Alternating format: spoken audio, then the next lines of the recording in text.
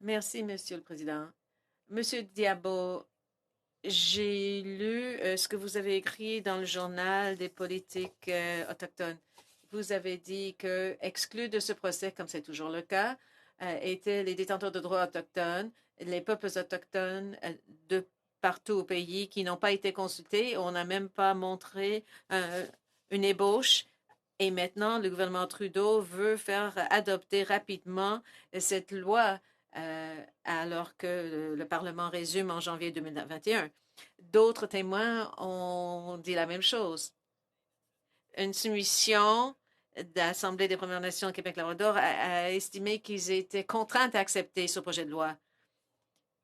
Je ne connais pas d'autres qui ont dit que c'est un projet de loi problématique qu'il faudrait rejeter, mais on nous a dit que ce projet de loi est mieux que rien et qu'il ne faudrait pas essayer de modifier des lois pour traiter des préoccupations. Il faudrait avoir confiance, comme a dit le sénateur Lapicane-Besta, que le plan d'action va s'occuper de tout.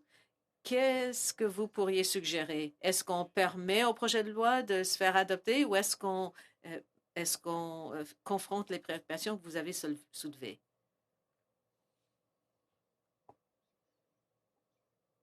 Monsieur Diabo, vous êtes en sourdine. Désolé.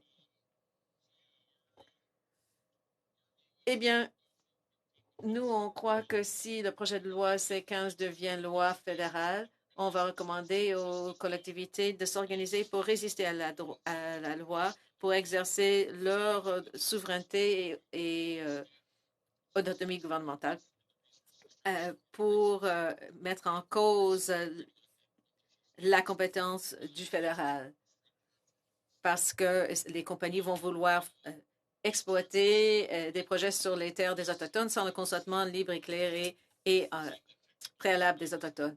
Vous avez entendu des experts juridiques dire que la Déclaration des Nations unies s'applique déjà au Canada, donc on n'a pas vraiment besoin de ce projet de loi.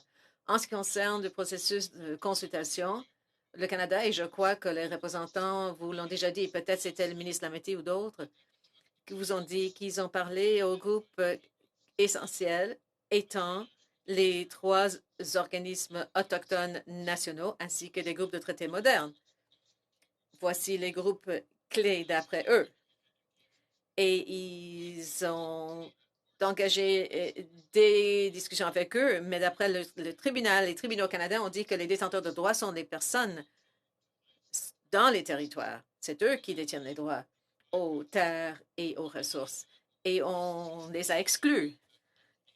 Lors de la nouvelle constitution en 82-83, il y avait un comité parlementaire plénier et qui a eu des audiences partout au pays.